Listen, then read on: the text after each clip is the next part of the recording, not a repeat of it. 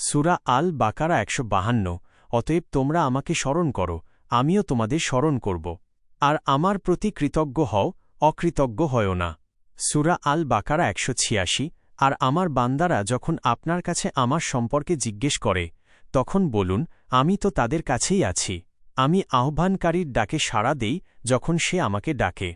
সূরা আল বাকারা ২৮৬ আল্লাহ কাউকে তার সাধ্যের অতীত কোনো কাজের ভার দেন না।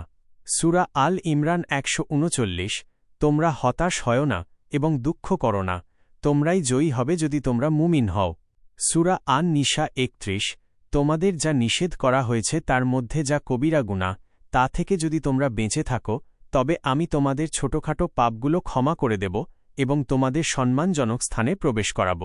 সূরা আল আরাফ ১৫৬ আর আমার রহমত, দয়া সব বস্তুকে পরিবেষ্টন করে আছে। সূরা আল আনফাল ৩৩ আল্লাহ তাদের ওপর আযাব দেবেন না যতক্ষণ আপনি তাদের মাঝে আছেন এবং আল্লাহ তাদের ওপর আযাব দেবেন না যতক্ষণ তারা ক্ষমা প্রার্থনা ইস্তিগফার করতে থাকে। সূরা হুদ ১১৪ নিশ্চয়ই ভালো কাজ মন্দ কাজকে মিটিয়ে দেয়। এটি স্মরণকারীদের জন্য একটি উপদেশ।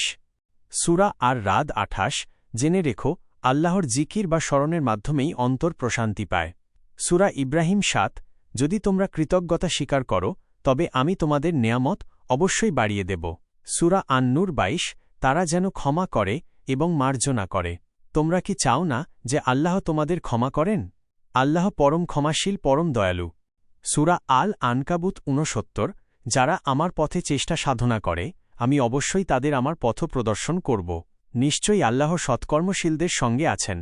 সূরা আল আহজাব ৪৩ তিনিই তোমাদের ওপর রহমত বর্ষণ করেন এবং তার ফেরেশতারাও দোয়া করে যাতে তোমাদের অন্ধকার থেকে আলোতে বের করে আনেন। তিনি মুমিনদের প্রতি পরম দয়ালু। সূরা আজ জুমার ৫৩ বলুন, হে আমার বান্দাগণ, তোমরা যারা নিজেদের প্রতি অবিচার করেছ আল্লাহর রহমত থেকে নিরাশ হয়ো না। নিশ্চয় আল্লাহ সমস্ত গুনাহ ক্ষমা করে দেন। সূরা কফ ১৬ আমি মানুষের গলার শিরার চাইতেও তার বেশি নিকটে। সূরা আত তালাক ৩ আর যে ব্যক্তি আল্লাহর ওপর ভরসা করে তার জন্য তিনিই যথেষ্ট। সূরা আল ইনশিরাহ ৫-৬ নিশ্চয় কষ্টের সাথেই স্বস্তি রয়েছে। নিশ্চয় কষ্টের সাথেই স্বস্তি রয়েছে।